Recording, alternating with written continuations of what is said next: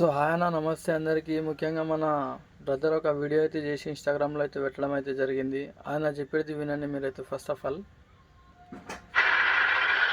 నమస్తే హైదరాబాద్ ఆటో డ్రైవర్ల అన్నలకు అందరికీ నమస్తే అన్న.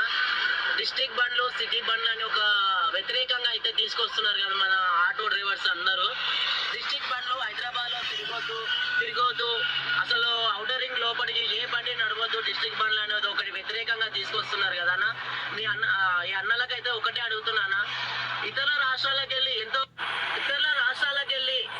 పెయింటర్ కానీ అమల్ పని కానీ ఒక మేస్త్రి పని కానీ అన్ని విధాలుగా హైదరాబాద్ లో చాలా ఇతర రాష్ట్రాలకు వెళ్ళి వచ్చి బ్రతుకుతున్నారు.